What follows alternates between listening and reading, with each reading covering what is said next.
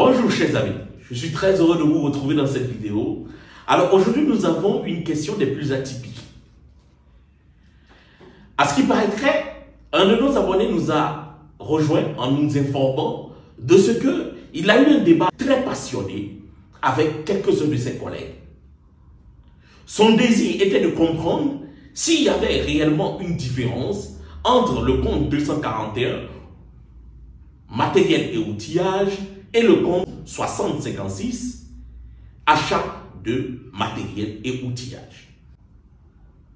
Grande est ma joie aujourd'hui d'éclairer votre lanterne, Monsieur Gildas, et je me ferai un plaisir de vous présenter tout ce qu'il faut. Sans plus attendre, ce qu'il faudrait comprendre, c'est que les matériels et outillages sont, je précise, à distinguer en fonction des corps de métier. Pour un maçon, on parlera de trail, et je ne sais pas comment on dit ça, le petit truc qu'ils prennent pour ramasser le ciment. Vous avez leurs règles pour voir si le mur est droit.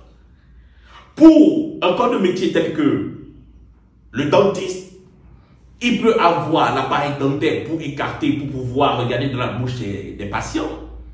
Ou aussi vous pouvez avoir des épingles, ainsi de suite, des aiguilles, et ainsi de suite, j'en passe.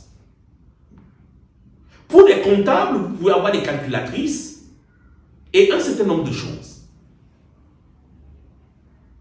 Et cela varie en fonction des corps de métier.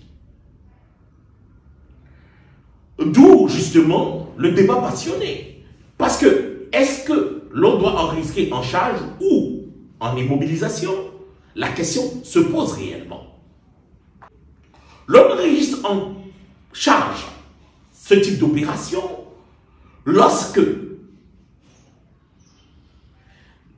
l'élément que vous avez acquis remplit deux conditions. Selon l'arrêté ministériel 044-93 MEFP, publié par la DGID le 29 avril 1994, il est stipulé très clairement que lorsque le montant du matériel et outillage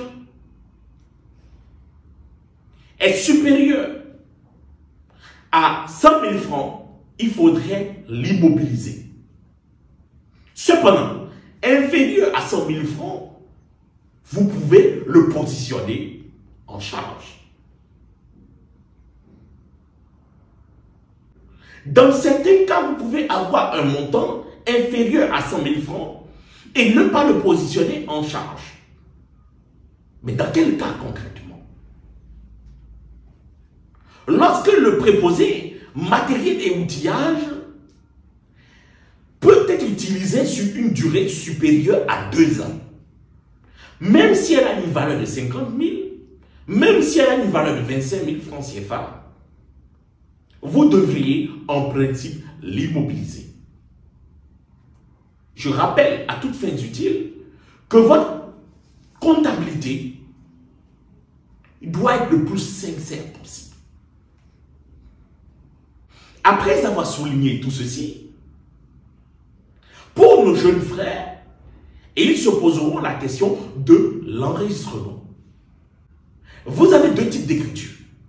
Dans un premier temps, l'écriture concernant l'acquisition de matériel et outillage. Vous n'aurez plus qu'à débiter le compte 241 par le crédit du compte fournisseur d'investissement 481 et le jour du règlement, débiter le compte fournisseur d'investissement 481 par le crédit du compte banque 521 ou du compte caisse 571. Le deuxième cas est le suivant. Pour l'enregistrement des achats de matériel et outillage, vous devriez débiter le compte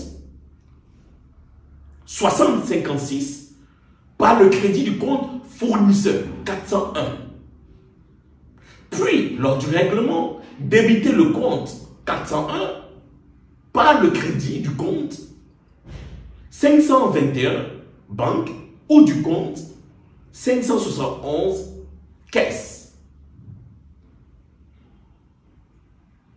Je rappelle à toutes fins utiles qu'il est très important